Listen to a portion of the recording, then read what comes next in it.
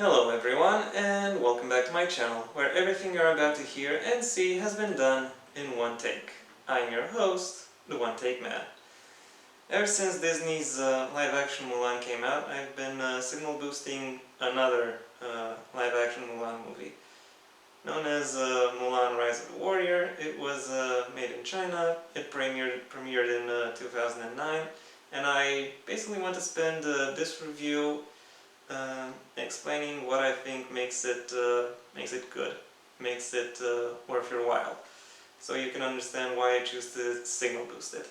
I won't compare it to Disney's live-action Mulan because I refuse to see Disney's live-action Mulan on principle.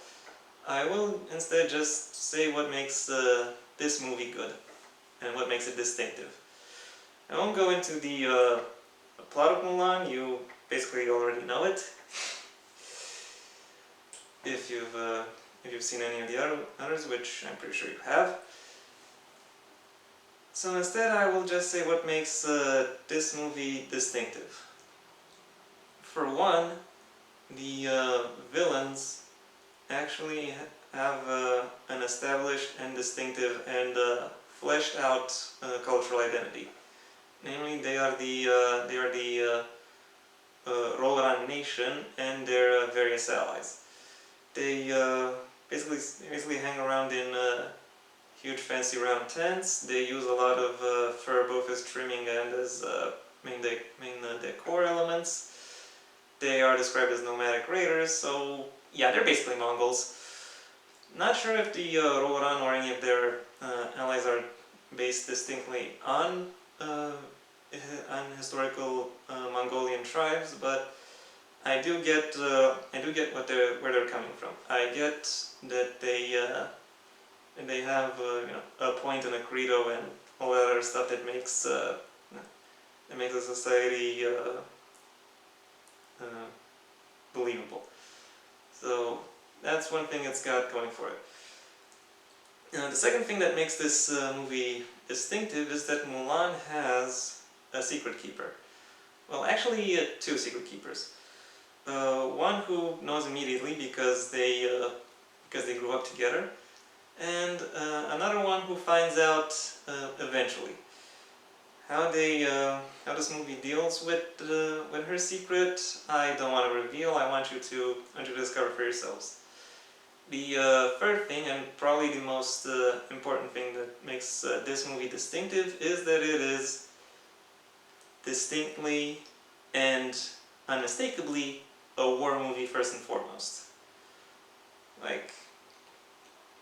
And it gets violent and it gets graphic. Not particularly graphic, but you see violence, you see death, you see destruction, and it plays an important role in the story.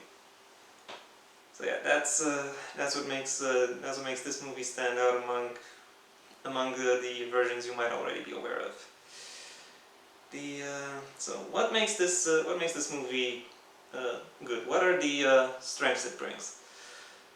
The main strength I will mention is the fact that the cast of characters, because all of them are very well established. All of them are fleshed out. All of them are interesting and memorable, and all of them have something that allows the viewer to latch onto them.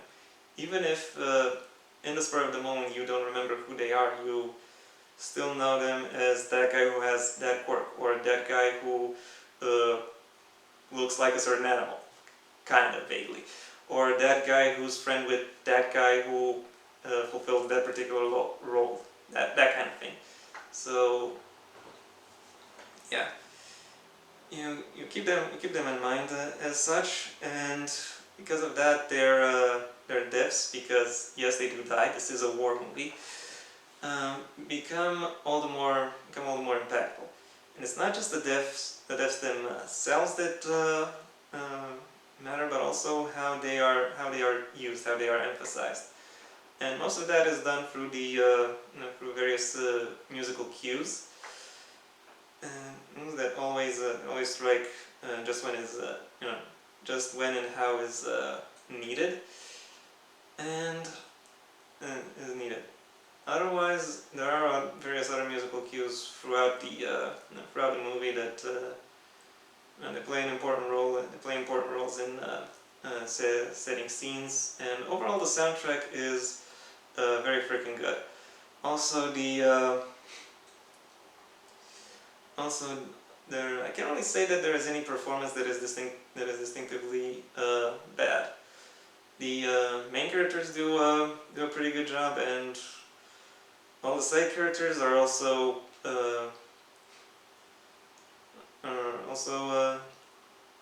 pretty distinctive, pretty memorable, as I've already said, and that doesn't just come through in the character building, but also in the performances.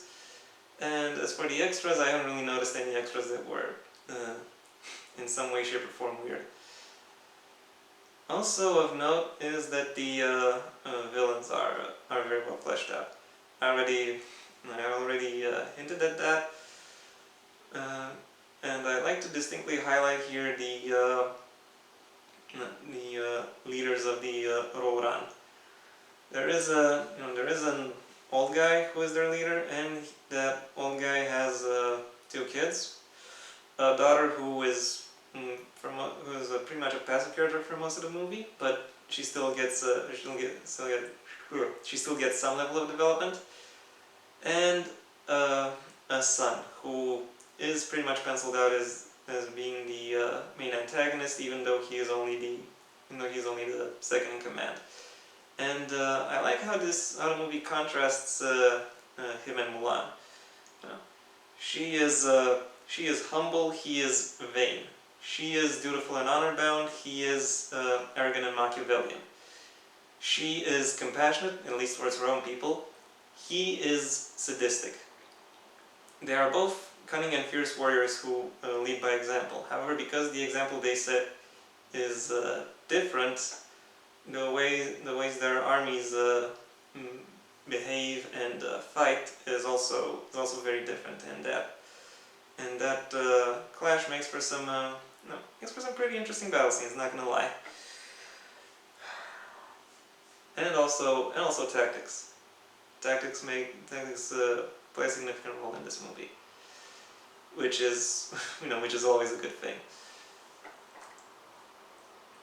And like I said, deaths matter, and they don't just matter through soundtrack cues. There are also various motifs and symbols and imagery that is used to represent death, to represent loss, to represent the toll war takes from its participants, and the brutality it inflicts upon them. It's not just graphic. It's also symbolic. So yeah, and this movie goes places where I don't think you would expect childhood story to go. And it does it very well. What does it do badly? Well, there are 2 things I could highlight here. For one, the plot, while it is mostly robust, is still pretty thin. As in, there are moments where it seems as though what happens mainly because it is most convenient to reach the next plot point, not necessarily because it would make the most sense in the moment, considering who the characters that are moving it along actually are. And however, the second problem, which is a bit more egregious, is that I don't think the effort Mulan takes to hide the fact that she's a woman are really enough. I won't say what it is, but I will say that I'll say her efforts really don't. I would simply say that her efforts don't seem like they are enough, and that kind of breaks the immersion a bit. But otherwise, this movie is basically good to amazing on all fronts.